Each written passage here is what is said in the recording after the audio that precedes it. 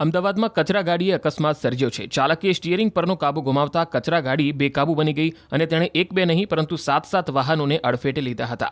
આ ઘટના સીસીટીવીમાં કેદ થઈ છે, જેમાં જોઈ શકાય છે કે એએમસીની કચરા ગાડી અચાનક બેકાબુ બને છે અને રસ્તાની બાજુમાં પાર્ક કરેલી કેટલીક રિક્ષા અને ટુ વ્હીલરને અડફેટે લે છે। આ ઘટનાને પગલે આસપાસના વિસ્તારમાં અફરાતફરીનો માહોલ જોવા મળ્યો। મહત્વનું છે કે અકસ્માતની આ ઘટનાને પગલે એક વ્યક્તિનું કમકમાટીભર્યું મૃત્યુ નીપજ્યું। તો બનાવને પગલે સ્થાનિકોનું ટોળું એકત્ર થઈ ગયું અને વાહન ચાલકને મેથી પાક પણ ચખાડ્યો। સમગ્ર મામલે પોલીસે વધુ તપાસ હાથ ધરી છે।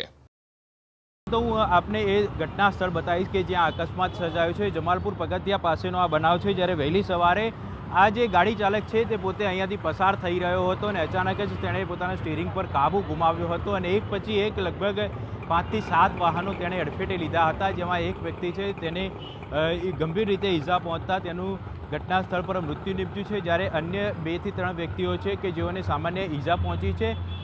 અકસ્માત કયા કારણોસર સર્જાયો તે અંગે હાલમાં વધુ તપાસ શરૂ કરવામાં આવી છે। આપણી સાથે કેટલાક અહીંયા નજરે જોનાર જે પ્રત્યક્ષદર્શી છે તેમની સાથે આપણે વાત કરીશું।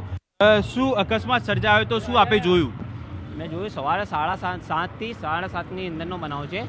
તે પહેલાં ત્યાંથી સુપરવાઇઝર હતો ગાડી લઈને, ત્યાંથી એક્સિલેટર ઉપર તેણે કાબુ ગુમાવ્યો અને ડાબી બાજુએ લઈને અંદર ઘૂસ્યો। ત્યાં 17 થી 18 એક્ટિવા પડી હતી, તે લઈને જોડે અડફેટથી ત્યાં આગળ આવ્યો અને આગળ એક બે ત્રણ સ્કૂલના બાળકો હતા, એમને ઈજા પહોંચી। એક કાકાએ તેને હોસ્પિટલાઇઝ કરવામાં આવ્યા છે અને બીજી તે અહીંયા એક રિક્ષામાં એક કાકા બેઠા હતા, તે અંદર લઈને ઘૂસ્યો અને એ કાકા નીચે પડ્યા, તેમનું તો ઘટના સ્થળે જ મોત થયું છે અને તે ત્યાં પણ રૂક્યો નહીં, ત્યાં પણ એને કાબુ આવ્યો નહીં અને આગળ જઈને પણ 200 મીટરની રેન્જની અંદર તેને નુકસાન કર્યું છે।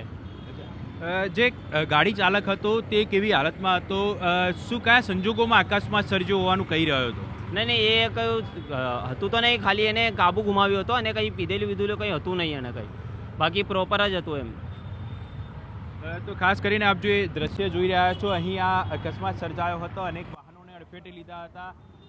જે ગાડી ચાલક છે તે પોતે બીમાર હોવાનું રટણ કરી રહ્યો હતો, તેની સારવાર પણ ચાલી રહી હતી અને અચાનક જ તેને જ્યારે ચક્કર આવ્યા હતા તે દરમિયાન તેણે અકસ્માત સર્જાયો હોવાનું પોતે હાલ પોલીસને જણાવી રહ્યો છે। જો કે ટ્રાફિક પોલીસ દ્વારા પણ આ સમગ્ર મામલે તપાસ કરવામાં આવી રહી છે કે આખરે કયા સંજોગોમાં અકસ્માત સર્જાયો હતો। પોલીસ દ્વારા હાલમાં આ સમગ્ર મામલે ફરિયાદ નોંધવાની પણ તજવીજ શરૂ કરી દેવામાં આવી છે અને જે સીસીટીવી ફૂટેજ પણ મળી આવ્યા છે, જે સીસીટીવી ફૂટેજના આધારે હાલમાં ટ્રાફિક પોલીસ દ્વારા વધુ કાર્યવાહી શરૂ કરવામાં આવી છે। 7:30ની અંદરનો બનાવ હતો, ત્યાંથી એના કચરાની ગાડી હતી એક, તેને કાબુ ગુમાવ્યો એક્સિલેટર ઉપર અને ડાબી બાજુ લઈને ઘૂસ્યો। ત્યાંથી 17 થી 18 એક્ટિવા પડી હતી, તે લઈને અંદર ઘૂસ્યો અને 4-5 રિક્ષા જેવી હતી તેને ઈજા થઈ અને તેમાં 2 સ્કૂલના બાળકો હતા, તેમને ગંભીર ઈજા।